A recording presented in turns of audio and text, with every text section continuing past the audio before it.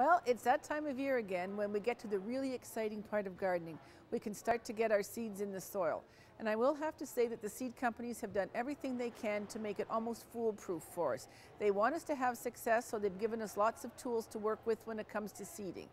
Probably the most popular and the most widely recognized would be the Jiffy peat pellets.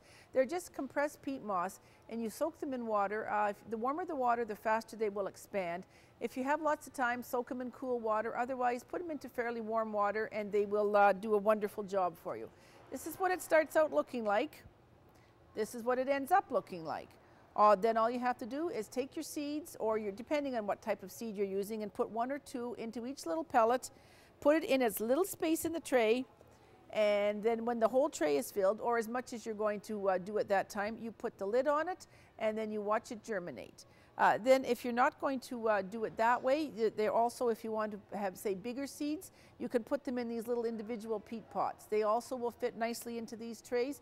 We have a couple of sizes, the small one and of course the larger one. But one thing you really have to remember after you're doing your seeding is to make sure that everything is tagged. You know what it is now. Are you going to know what it is 2 weeks from now when they come up and they all look almost exactly alike in the ground? Tags like this, write on them with a marker that's not going to wash off. So make sure it's a permanent marker. We have these ones or the bigger tags, depending on how big you want it to be. Maybe if your kids are doing it, give them the bigger tags so they can actually write on themselves and they'll know what they're doing. Get them really involved. Once you get this tray filled, you can keep your old trays from before. Just rinse them out with a solution, a mild bleach solution, and they're good to go again. They're sterilized. You can just buy your own peat pellets and fill them up with the peat pellets and do your seeding that way. Or this, we're getting a little bit higher tech right here. It has a heating pad in it.